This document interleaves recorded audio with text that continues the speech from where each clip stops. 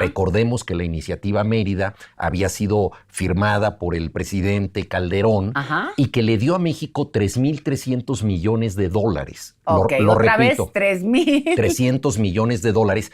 Pero además, Tatiana, esto ocurrió en el 2008, que fue el momento de la gran crisis. Desde la crisis que se llamó el crack de 1929 hasta el 2008, no había habido un colapso financiero tan grande en la economía mundial y principalmente en la de Estados Unidos. Entonces, de pronto había una ventana de oportunidades que llevó a crear numerosas instituciones privadas de seguridad, compra de tecnología, venta, y se enriquecieron mandos policíacos en México y en Estados Unidos. El principal beneficiario, por supuesto, fue Genaro García Luna, actualmente en prisión. Te iba a decir eso, actualmente en prisión y en Estados Unidos. Entonces, el presidente rompe con eso, rompe con la CIU, que son agencias de seguridad que estaban siendo entrenadas por la DEA, también aquí en México.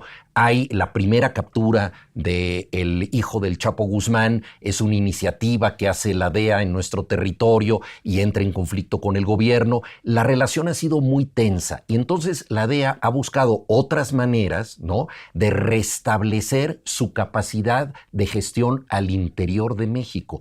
A mí me preocupa mucho que las informaciones de Tim Golden, que es un periodista acreditado, ha ganado 2 veces el premio Pulitzer, etcétera, pero también en el larguísimo reportaje que hizo sobre el general Cienfuegos para el New York Times y lo que publicó sobre el supuesto financiamiento de la campaña de López Obrador en el 2006 en ProPublica. Te detengo 2 segundos. 2006 estamos hablando de ese financiamiento y tuvo la oportunidad, y aquí porque de haberlo sacado en el 2012 y tuvo la oportunidad de haberlo sacado en el 2018 y nunca salió a flote. ¿Ves tú algo ahí? Sí, muy claro. Lo que dices es muy pertinente porque supuestamente el financiamiento se hizo en el 2006 y la DEA tenía la información en el 2010. Ahora, ¿qué información tenía? Tenía información de testigos protegidos. ¿Qué significa eso? ¿Y por qué un testigo protegido? Eso es muy importante establecerlo. Te digo, los periodistas que buscamos la verdad debemos saber quién nos da la información. Un caso paradigmático. Osiel Cárdenas Guillén, líder del Cártel del Golfo, fue detenido en México en 2005 y extraditado en 2007 por las informaciones que él dio contra los Zetas, es decir, la banda rival.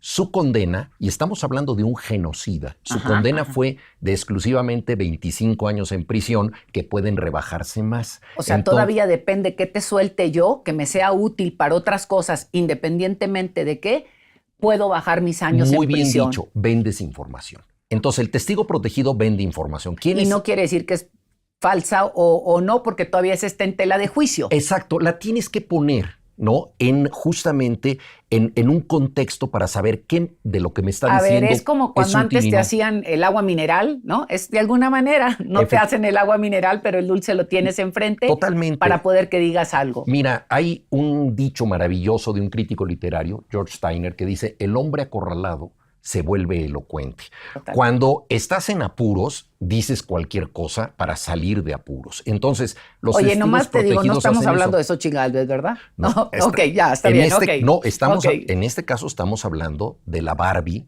y de su entorno, del Grande, y de abogados y empresarios que estuvieron con el Grande. De ahí viene la información, es decir, de testigos protegidos que en el 2010 dijeron estas cosas. ¿Por qué la DEA guardó esa información y la suelta en un periodo electoral después de pelearse con la administración? Y en un periodo electoral donde no la sacó en el 18, que era el mismo candidato, o sea, era Andrés Manuel candidato, y sobre todo tuvo 19, o sea, tuvo todos estos años para haberla sacado, espera un proceso electoral y curiosamente, como bien dices, en un desencuentro, si así se pudiera decir, que no le favorece porque no tiene la libertad de trabajar como la tuvo en el pasado. ¿Eso es? Eso es, y hay muchos antecedentes al respecto. Por ejemplo, en el 2022, la DEA liberó 23,000 mensajes de texto relacionados con el caso Ayotzinapa, que vinculaban a los distintos mandos policíacos y a los narcotraficantes, etcétera.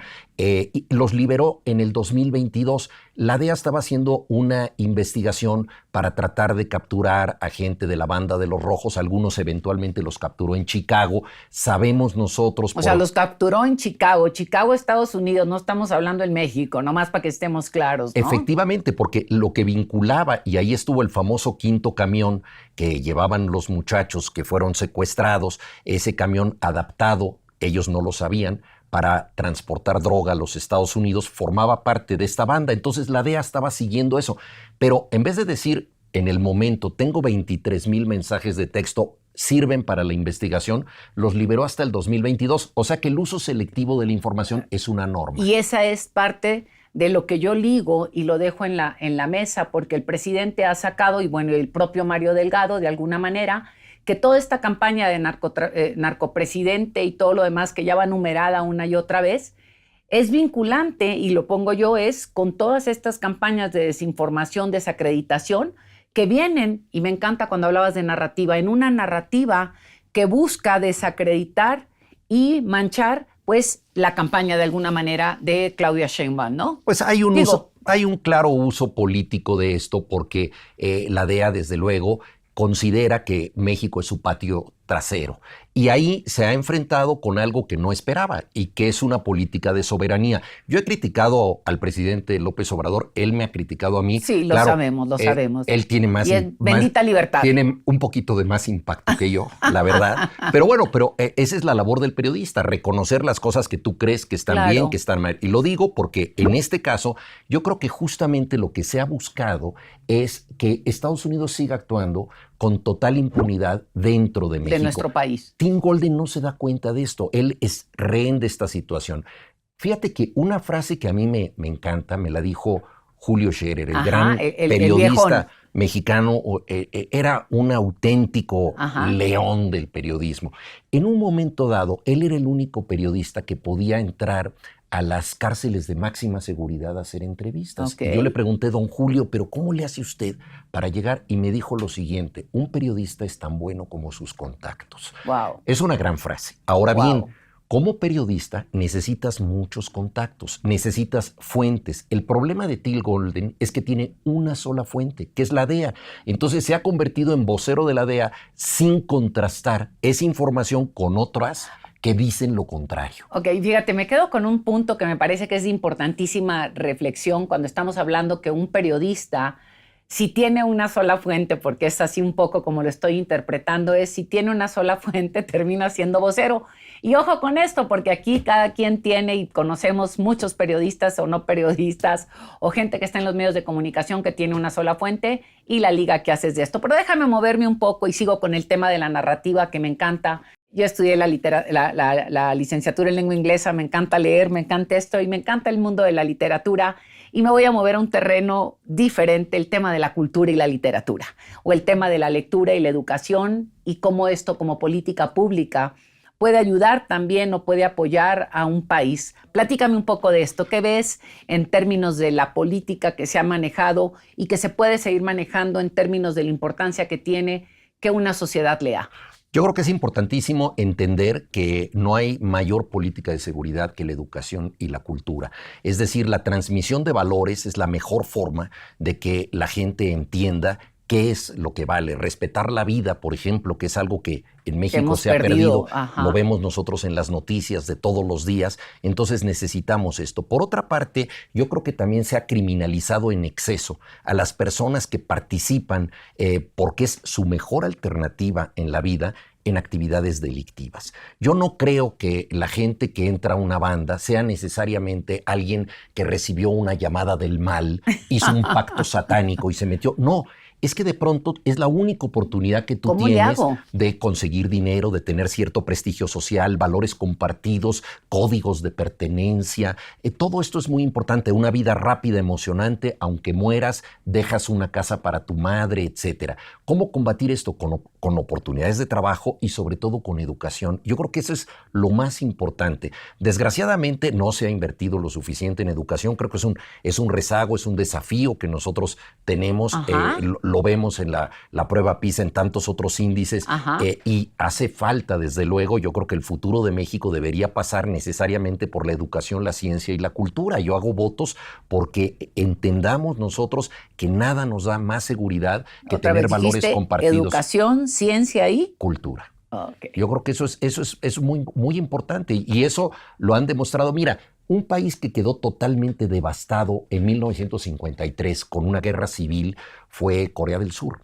En 1953, hace 70 años, era un país por el que nadie apostaba en medio de dos gigantes que son gigantes en economía, ¿no? Japón por un lado y China. Bueno, ellos apostaron por la educación y la innovación tecnológica y la cultura para salir adelante. Hoy en día son uno de los países más prósperos de la Tierra. Es un país que tiene la mayor conectividad del mundo. Crecieron de manera un tanto desordenada y de pronto dijeron, el desarrollo de Corea del Sur ha sido extraordinario, pero ¿a qué se debe esto? Y dijeron, ¿qué es lo más importante? Vamos a hacer una ciudad que simbolice lo más importante que hemos logrado. ¿A qué la dedicamos? Muchos dijeron, esa ciudad que sea la capital con los poderes, el Congreso, etcétera. Dijeron, no, hicieron un análisis y lo más importante que tenemos es la lectura. Esa ciudad va a ser la ciudad del libro, porque le vamos a demostrar a todo el mundo que la lengua coreana, el alfabeto coreano, tú ves los billetes... Tienen unas bancas que están vinculadas, ¿no? Totalmente. El principal museo es para el rey Sejong, que es creador del alfabeto. En los billetes, los héroes son filólogos, son gramáticos. O sea, ellos saben que su lenguaje, su bandera, es una bandera con un código filosófico. Está el yin y el yang, ¿no? La dualidad. Sí, la dualidad. Y luego tiene 4 signos que son los 4 elementos o las 4 direcciones del mundo. O sea que la cultura, la letra, es lo que potenció a este país. Yo creo que es un ejemplo para nosotros. Me quedo con un comercial aquí que voy a aventarme y luego regreso contigo a una pregunta. Y aquí es la importancia que tiene toda la parte de la innovación. Y a mí por eso yo debo decir que me encanta el tema de que la doctora Claudia Sheinbaum es una investigadora, es alguien que le ha estado apostando y le apuesta que sigamos en el tema de la innovación. Y nomás déjenme hacer un comercial. Recuerden que nos pueden ver en Spotify, en Apple Podcasts, Amazon y gracias una vez más a todos los que nos ven desde Estados Unidos y desde Canadá. Canadá nos va ganando Estados Unidos. Vamos a todos los que nos ven y nos escuchan y nos escriben desde allá. Y me quedo con algo aquí, Juan, que me parece fundamental en este tema otra vez de el yin y el yang. Soy de la idea con este yin y yang y con todo el tema de la inseguridad, del valor de la vida y con estos temas que normalmente hablamos es la parte que se ha hablado de que si el abrazos no balazos, que yo digo que es una combinación del yin y del yang en términos de decir el abrazo es el abrazo al libro, el abrazo a la lectura, el abrazo a buscar mejores oportunidades para quienes no la tuvieron y que dices no son aquellos que un día fueron iluminados por el crimen organizado para decir yo me voy para allá, sino no tuvieron oportunidades educativas, de trabajo, de muchas cosas más para encontrar una salida a la cual buscarse la vida. ¿Qué piensas al respecto? Mira, necesitamos una política de paz. Yo creo que eso es fundamental. El presidente Felipe Calderón cometió el error de hacer una guerra unipersonal que no sometió al Congreso, que no prometió en su campaña, que ni siquiera consultó con su partido. Y esta guerra, cuando él se pone el uniforme de militar. Exactamente, fue una guerra en donde él pensó que la única clave para solucionar el problema era militar y demostró que toda bala es una bala perdida. Nosotros necesitamos una política distinta, necesitamos una política de reconciliación, necesitamos una política de seguridad que pase por la salud pública, que pase por la cultura. Entonces, esta política de paz la tenemos que construir entre todos. Colombia nos ha dado buenos ejemplos, fíjate, porque Colombia llegó a estar peor que nosotros y con cierta prepotencia de pronto decimos nos estamos colombianizando. Y yo digo, ojalá, porque Colombia... Que copiáramos el modelo. Exactamente, a través de la convivencia, la cultura... la recuperación de espacios públicos, exactamente, la ciudadanización de los espacios públicos y de la corresponsabilidad. Y por eso me encanta, fíjate que el lunes...